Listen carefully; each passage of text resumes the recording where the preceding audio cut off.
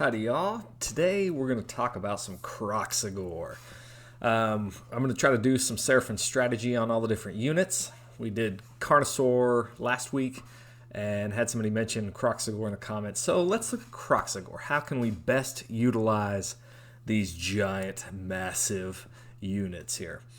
So we'll see what we can do with their Warscroll, what kind of buffs we can give them, and what's their maximum damage that we can pump into these guys. So let's get started. Let's take a look at the brand new Kroxigor unit that GW released.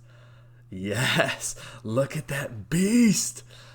Unfortunately, that's the Total War Warhammer models, which looked awesome. This is what I was hoping GW would give us in the new Battle Tome update, was something worthy of the Kroxigor in the description of the Battle Tome.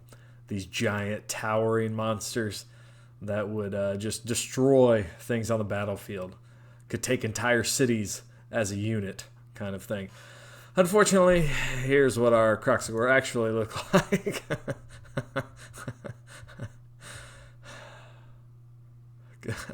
Things just make me laugh.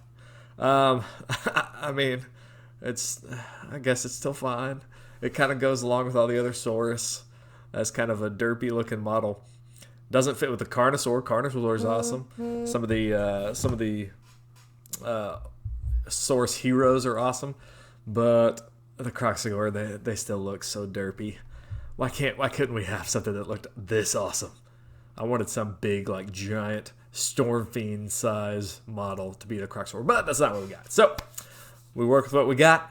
As soon as GW gets back online after this quarantine, you can presumably get these beautiful models in store on their website. So they are fine cast, so enjoy cleaning those up and building them. All right, let's look at the Warscroll, though. Here's the Warscroll. So our Kroxigor, they are pretty beefy. They've got 4 wounds each on a 4-up save. There are 3 models in a unit, so you're talking 12 wounds on a 4-up save. Not too bad. 1 in every 3 can replace their normal Drakebite Maul with the Moonhammer.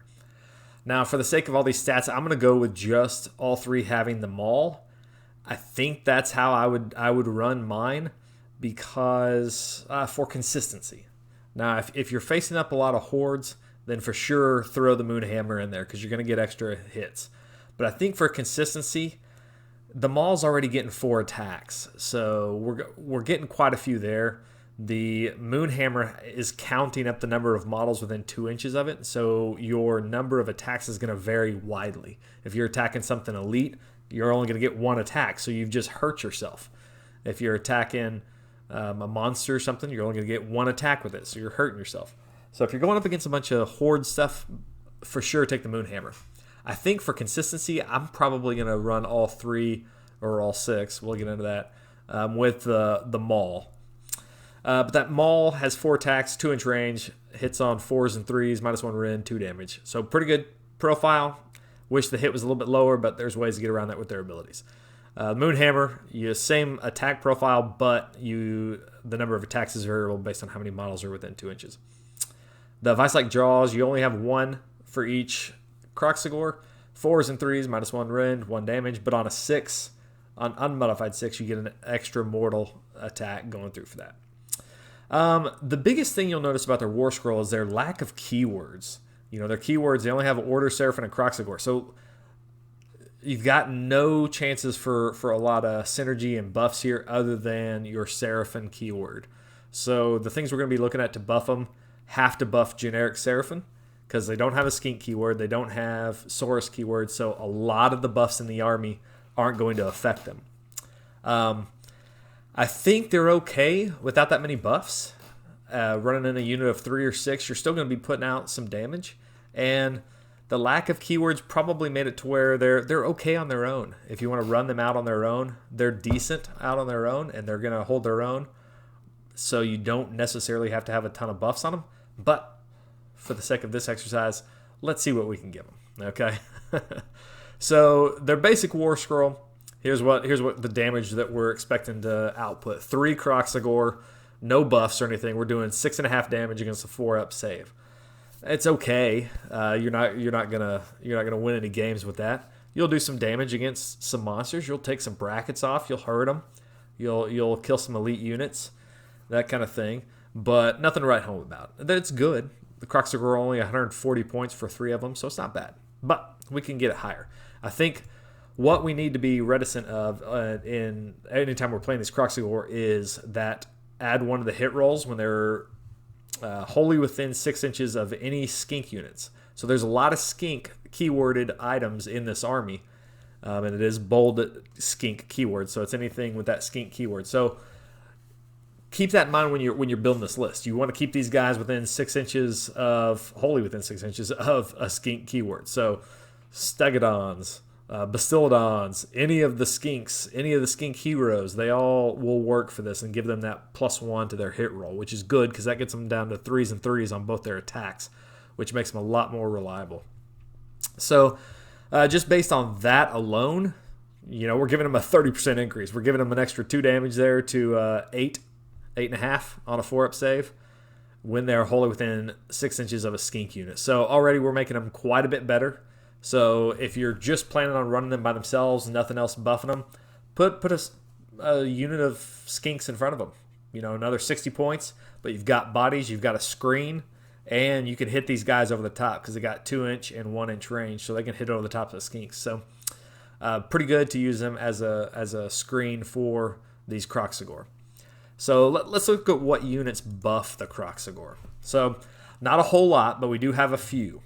The real winner, I think, is the Skink Starseer. So he has a staff that allows you to charge on 3d6 when they're wholly within 12. So this is a great little hero to be running with him. It makes him a lot faster, makes him be able to charge a lot further. And in the battalion that we'll talk about here in a minute, this makes him even quicker. But he also has a spell, which is either +1 to save for your Kroxigor. So if you put the spell on them, they're all of a sudden at a 3-up, which gives them a lot more staying power at that 3-up. Or, which is I think my personal favorite here, is a -1 to save for the enemy. You're basically giving all the Kroxigor attacks an extra rend. So that all of a sudden, those hits are going to hurt if you're -1 to save. So I really like the Skink Starseer with these Kroxigor. Neither one of those buffs are keyworded to either Skink or Saurus. They're just keyworded Seraphon, so we can use them here. A Slon and Croak, you can give them a +1 to save versus shooting, and they can fly. Situational, if you're facing a lot of shooting, you're probably going to have a Slon and a Croak in your list anyway. And so if you're really wanting to get the Kroxigor somewhere specific, let them fly. I probably won't be using this one as much. Usually my Slon and Croak aren't going to be in combat, but if you're trying to tank maybe an objective with some Kroxigor surrounded by a Slon, then maybe that would work there. Skink Star Priest, he can use his staff to give them the 6s on wound rolls, do mortals. So it's not bad for them. They have quite a few attacks. They start with a base of 5 each. So you'll get a few extra mortals there on the wounds, especially on the bites. If you're doing wounds on 6s on the bites on both hit and wounds, it's not too bad. But I think we can probably use that buff better. That buff is really good on a big block of skinks where you have a ton of attacks. I don't see it being as useful here against Kroxigor. There is a skink spell lore, Hand of Glory, which I really like. It's basically your command ability to reroll hit rolls of 1, but it's a spell, so you know how to use a command point. So I like that. I'm going to be sticking that spell on my Skink Star Priest. So if I need the extra reroll hits, or if I want to take the spell it's a base spell on his Warscroll, for that -1 to save, you kind of have a choice. If you end up with a Skink Star Priest on these guys too, take that Hand of Glory because it's real useful. So those are the things that are going to buff our Kroxigor. I do think our Skink Starseer is the winner out of those, just that it gives the extra basically -1 to save against the enemy or to the Kroxigor. So if you're going to tank them, put that save on them. If you're attacking, put the -1 to save on the enemy.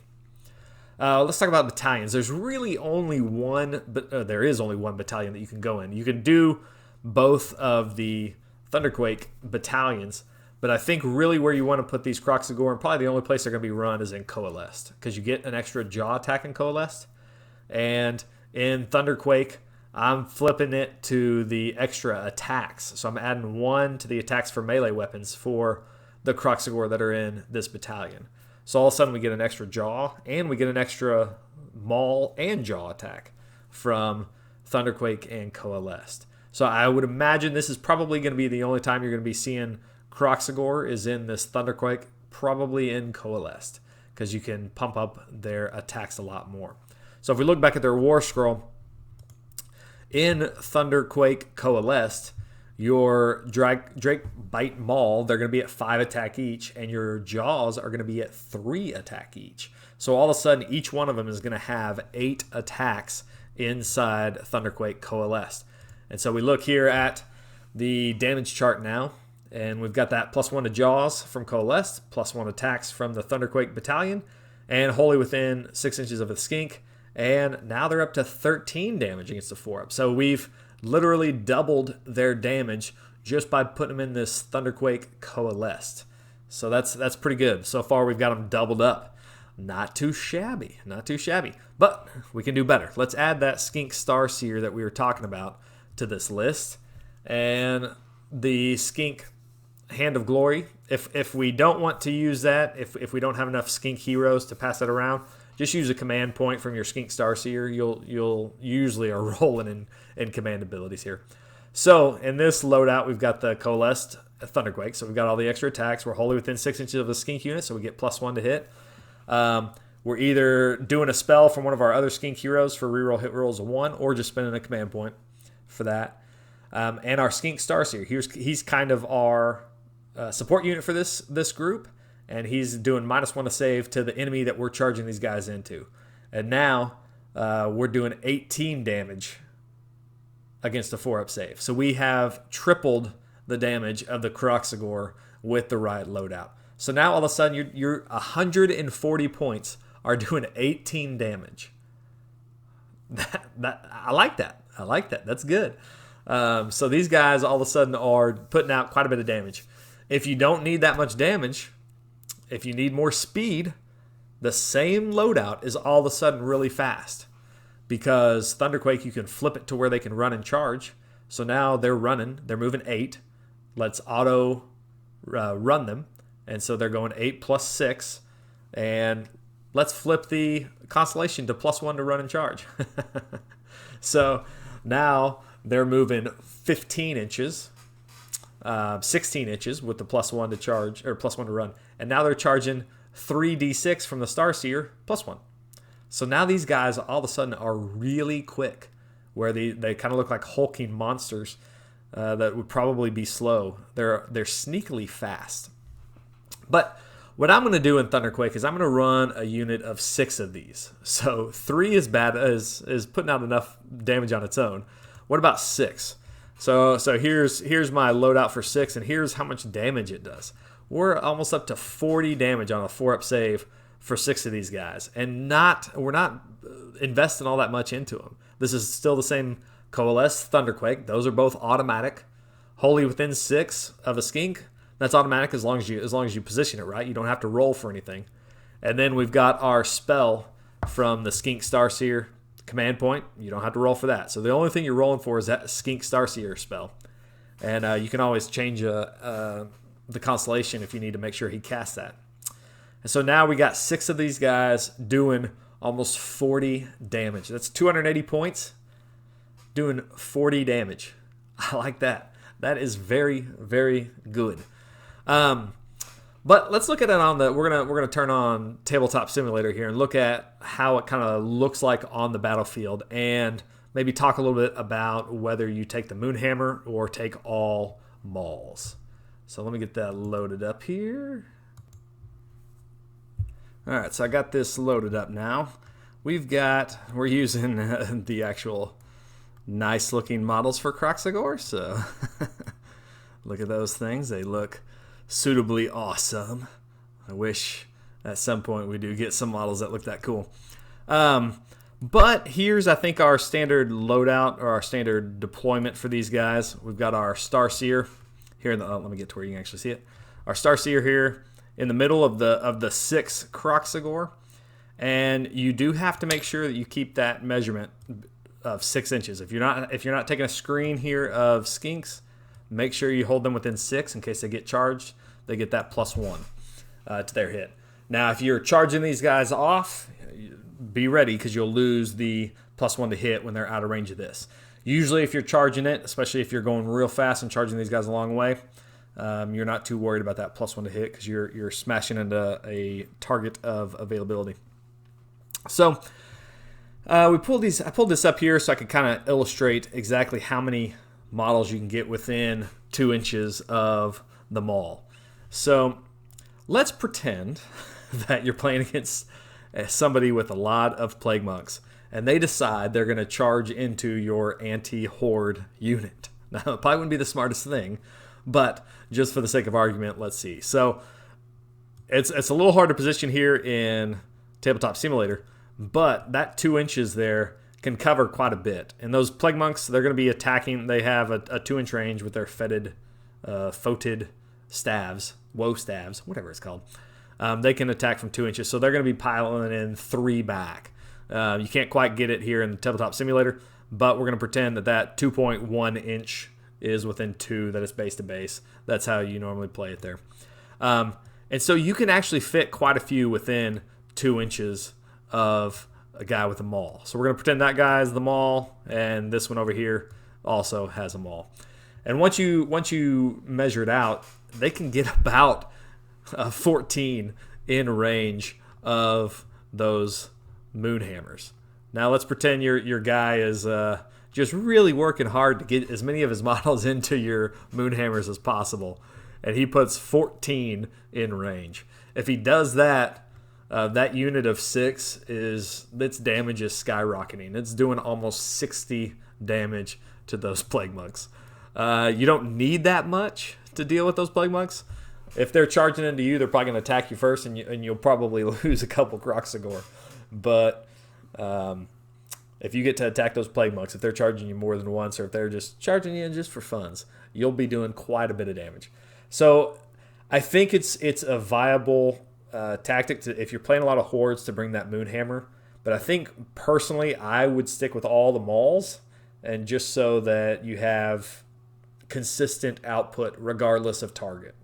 I think they do enough damage. If you're doing almost 40 damage was on a 4-up.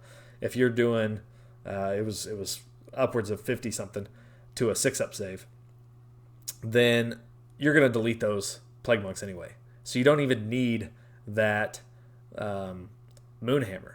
So I think most of the time if you're facing the hordes, you have enough consistent damage based on just the Mauls that the Moonhammers almost aren't required. So that's my thoughts. Anybody else running Kroxigor out there? How's your experience been with the new book? Have you even gotten any games in with the quarantine? So let me know. I know there's quite a few people that just love their Kroxigor, and so we'll be putting them out on the table. We have one player here that plays Kroxigor a lot in Dallas, and so I look forward to seeing his Kroxigor on the table. So, all right, let me know. Let me know what you think. What should the next unit for Seraphon be? What should we look at? How can we increase their damage? What synergies can we apply? Let me know. Looking forward to some Kroxigor in Thunderquake Coalesced. Get that damage out there. All right. See you.